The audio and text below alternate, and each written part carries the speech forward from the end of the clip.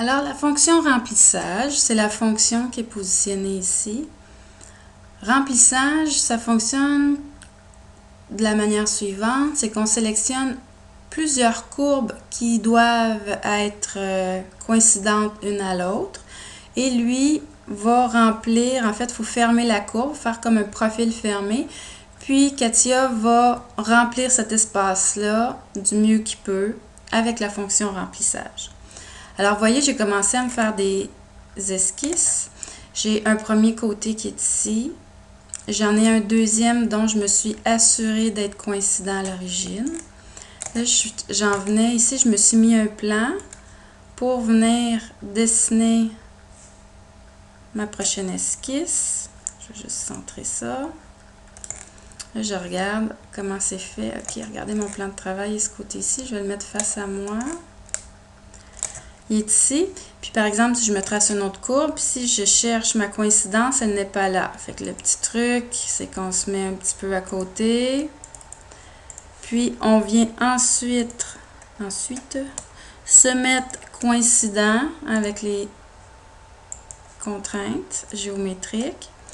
Et ici, je ne peux pas venir me mettre coïncident tout de suite, mais je peux mettre mon extrémité coïncidente à mon plan. Fait que ça va être sur le même plan pour quand je vais faire ma quatrième courbe. Je vais pouvoir venir m'attacher. Alors, je sors de mon esquisse et je viens tout simplement dessiner sur ce plan-ci. Là, je me mets toujours, regardez, toujours un petit peu, je ne me mets pas face à mon plan parce que je ne vois pas bien les extrémités de mes courbes. Alors, ici, par exemple, parce que ici, j'ai une coïncidence avec l'origine, fait que je vais être capable de m'accrocher correctement. Ici, je cherche ma coïncidence, je ne suis pas capable. Donc, je termine ma courbe et je viens ajouter ma coïncidence par après. Coïncidence, OK.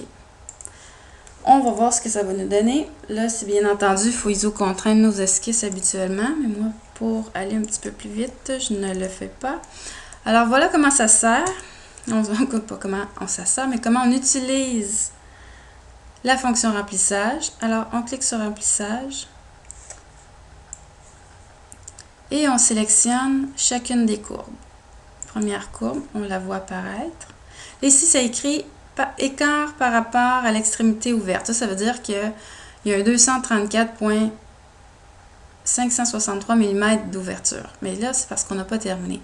Deuxième, là, c'est important, les courbes, là, la manière de sélectionner, il faut qu'ils soient successives une à l'autre, coïncidentes. C'est dans l'ordre qu'on suivrait le contour pour faire le tour au complet. La troisième est ici. Et ici encore, il reste une ouverture qu'on va venir fermer avec la quatrième courbe. Là, je vous dis attention de voir le résultat. Tiens, on va le cacher. Parce que ça ne fonctionnera peut-être pas. Je vais vous expliquer pourquoi. Et voilà. Et remplissage. Le remplissage a échoué. La frontière n'est pas fermée. Il faut améliorer la géométrie. OK. Fait qu'ici, ce qu'on voit, il y a une ouverture de 1,9 mm. OK. On va aller... On va annuler et on va aller, ça c'est notre quatrième courbe qu'on a générée, celle-ci, qui avait une coïncidence. En fait, on va aller enlever la coïncidence.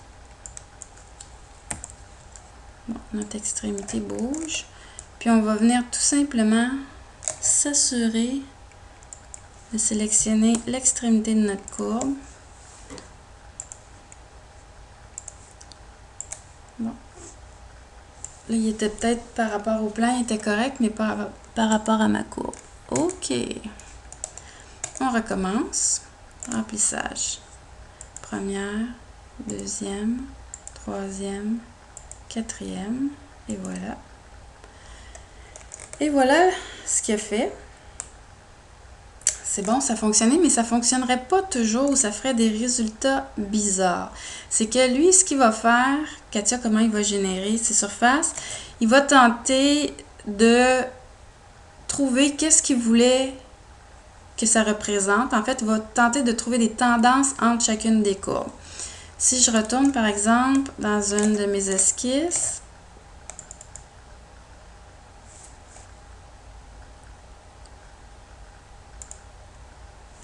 et je modifie ma courbe, Ouh, ici, je suis pas coïncidente.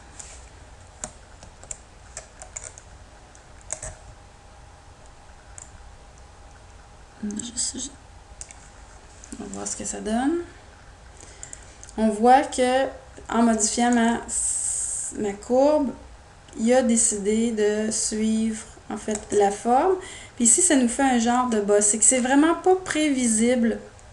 Lorsqu'on utilise cette fonction-là, c'est pas prévisible de savoir ce que Katia va nous générer, surtout dans le cas où est-ce qu'on a des courbes qui sont irrégulières. Par exemple, si je vais dans un autre... Tiens, je vais venir tout simplement me dessiner une autre surface ici. Si par exemple, j'ai une surface, ce qui est le fun de cette fonction-là, j'ai une surface qui est plutôt régulière. Regardez, j'ai un cercle, donc je vais faire une extrusion. Et je veux venir fermer chacune des faces du cercle. Fait que ce qui est intéressant, la fonction remplissage, par exemple, je pourrais venir sélectionner seulement le bout. Le cercle, ça me fait un contour fermé du premier coup. Je fais OK et vous voyez, la surface est fermée. Puis je pourrais faire la même chose à ce moment-là de l'autre côté. Je ne suis pas obligée d'avoir un esquisse. Ça peut être tout simplement l'extrémité d'une surface que je peux prendre. C'est un contour fermé, OK. Je pourrais faire la même chose avec quelque chose qui est carré. Fait que les surfaces planes, c'est intéressant. C'est un résultat rapide pour obtenir le contour. Puis si, par exemple, je veux changer le diamètre de mon cercle, je veux l'agrandir, bien, mes deux surfaces de remplissage sont associées à mon premier cylindre que j'ai généré. Fait qu'à ce moment-là, ils suivent toujours au niveau dimensionnel. Ça, c'est quand c'est des surfaces que je dirais plutôt régulières. Mais dans les surfaces où est-ce qu'il y a des courbes complexes, comme le premier exemple que je vous ai présenté, à ce moment-là, des fois, on pourrait avoir de drôles de résultats. Ça, c'est plutôt dans le cas des pièces que le devoir à la fin que je vais vous faire faire. Vous allez vous-même créer vos pièces. Si vous utilisez la fonction remplissage, vous pourriez avoir quelques déceptions sur les résultats escomptés. Alors voilà, c'est tout pour la fonction remplissage.